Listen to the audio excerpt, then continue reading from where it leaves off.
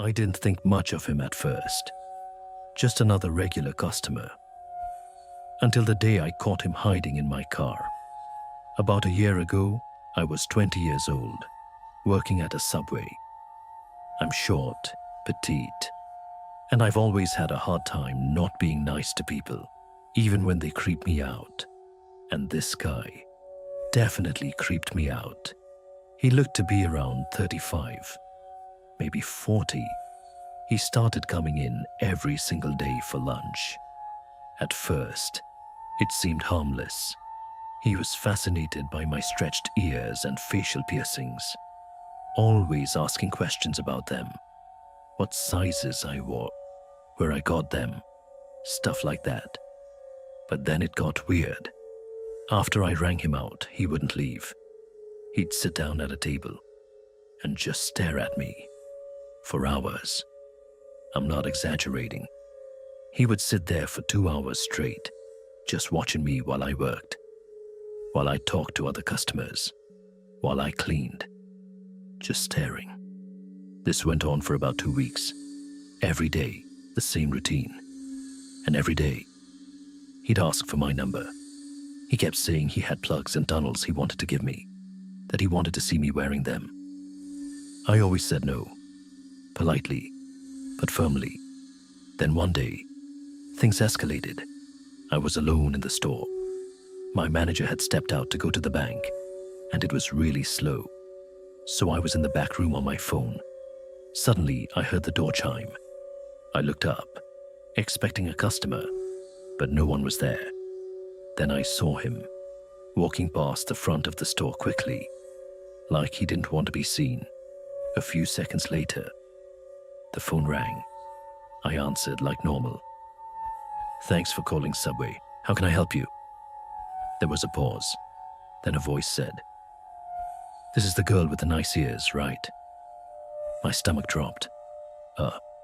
Yes. Who is this?" Then he asked, "Are you alone in the back room right now? Are you working by yourself?" That's when I knew. It was him. I hung up immediately. My hands were shaking as I texted my manager, telling her to come back as fast as possible.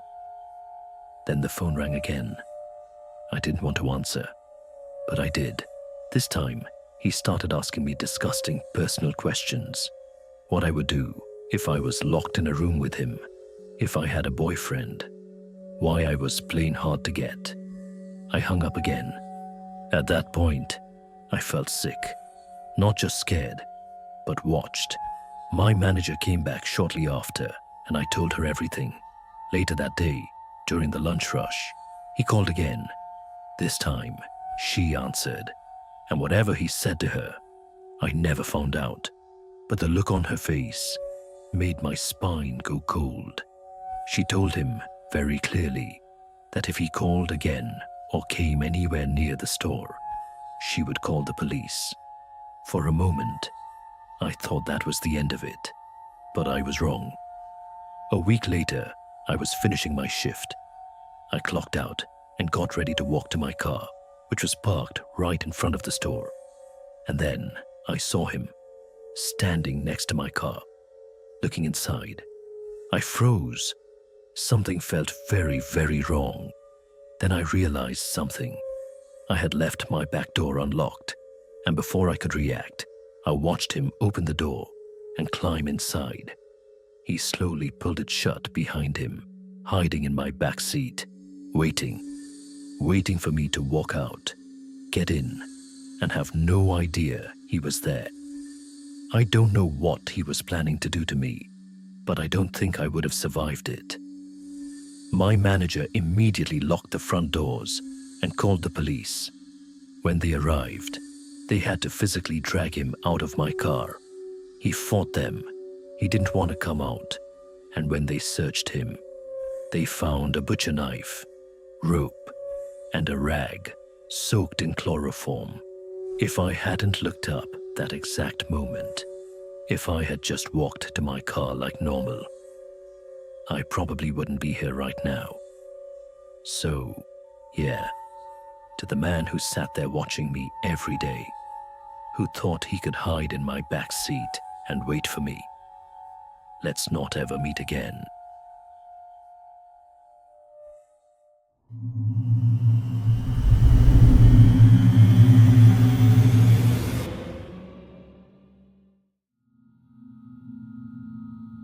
Every year, on my birthday, I received a card.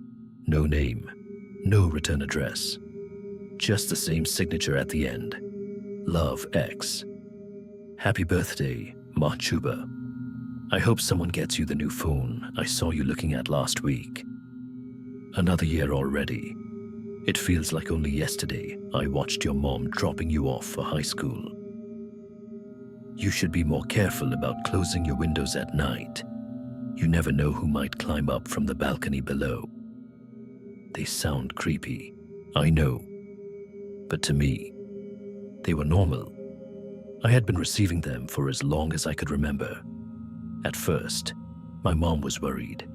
She tried everything to figure out who was sending them, but nothing ever happened. No break-ins, no threats that turned real. So eventually, it just became part of my life. Something almost comforting. We all had our theories. My mom thought it was some awkward admirer, someone obsessed with me from afar. My half-sister, Amina, hated that idea. She insisted it was a psychopath, just waiting for the right moment to strike.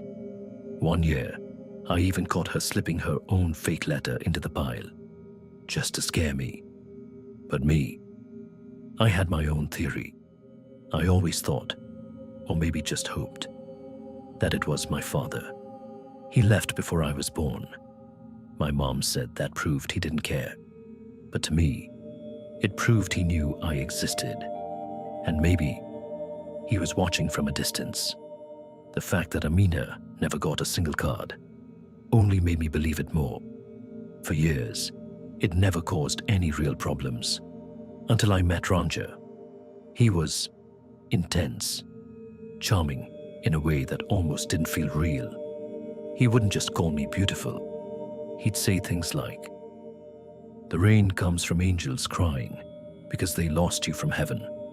Or, "The puddles love you so much, they hold onto your reflection even after you're gone." It was a bit much, but I'd be lying if I said it didn't affect me. We had been together for about 8 months when I celebrated my first birthday with him. That was the first time I saw a different side of him. He opened my card, and everything changed. His face went pale. His hands started trembling. His expression twisted into something I had never seen before. "It's no big deal," I said. "What does it say?" He didn't answer. He threw the card down and walked away, breathing heavily. So I picked it up and read it myself. "He's going to hurt you, Mahjuba. You wouldn't be the first either. Get out, or this may be the last card you ever receive. Love, X." When I looked up, Ranja was staring at me. "Explain," he said. The way he said it wasn't a question. "What?" "I didn't." "What's his name?" he snapped. "How long have you been seeing him?" I tried to explain, told him about the cards, told him I didn't know who was sending them, told him it might even be my father. But he didn't believe me. Not for a second. The argument that followed was the worst we ever had. And for the first time, I saw exactly what the letter had warned me about. We tried to move past it, or at least pretend to, until a few days later. One morning, Ranja slammed a paper down in front of me. "He's dead," he said.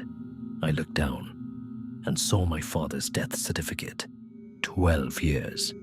He had been dead for 12 years. In that moment, something inside me broke. Not because I lost my father.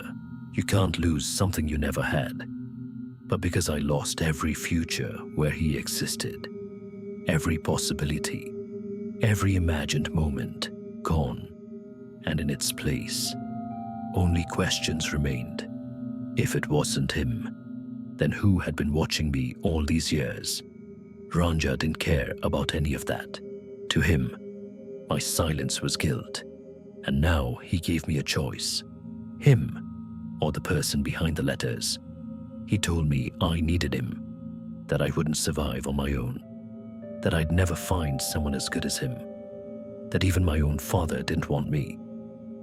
And I believed him, at least enough to stay, because fear has a way of sounding like truth. At first, it was just control. Then he started locking me in my room. I told myself it made sense. If he didn't trust me, what choice did he have? Then came the violence, the hitting, the hair pulling, but I stayed, because at least he didn't leave. And for an entire year, I hated myself for believing in something that was never real, until my birthday came again, and everything changed. The card that year was different. The message was simple, nothing strange, nothing threatening, just a generic birthday wish. But that's not what mattered. What mattered was the envelope. For the first time in my life, there was a return address. That night, while he slept, I left, quietly, with only what I could carry in a suitcase. I didn't know where I was going, only who I was going to find. The one person who had always been there, watching, waiting. The one who had been writing to me my whole life. The address led me somewhere I didn't expect. A cemetery. And somehow, I already knew. I walked through the rows of graves until I found it. My father's headstone. And carved into it were the words, "Are you there, Mahjuba? I will always be with you."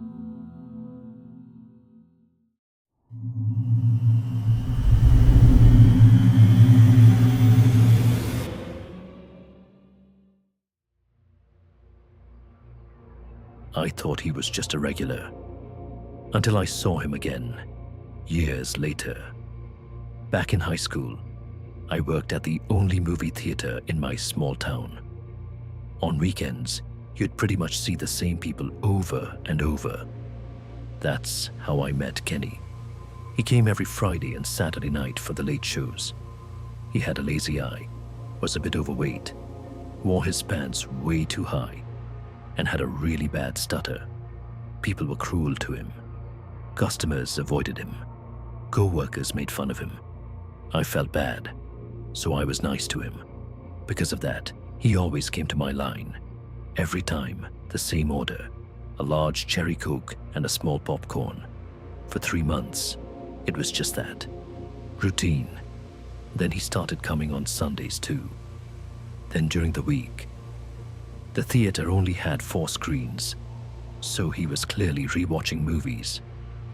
I didn't think much of it, until the night I made a mistake. He came to watch Legally Blonde for the 4th time, and I let him in for free. That night, after my shift, I walked outside and saw him waiting in the parking lot. The movie had ended at least 30 minutes earlier. I thought he was just being nice, so I smiled and said, "Was it as good as the first time?" He looked at me and said, "Not as good as the fantasy I have about you. Do you want to come back to my place?" I laughed. I thought he was joking. I told him my boyfriend probably wouldn't like that. Then he said, "I can take care of him easily," and smiled. Then he got into his car, but didn't leave. Something about that moment just felt wrong. Still, I tried to brush it off. I was 17, naive. When I drove away, he followed me, and like an idiot, I drove straight home. Now he knew where I lived. After that, things got worse. For almost a year, he kept showing up, sitting outside my house, following me to my boyfriend's place, watching, always watching. I reported it. The police didn't care. One officer even laughed and said, "Looks like Kenny has a crush. It'll pass." It didn't. On graduation day, he showed up, sent flowers to my house.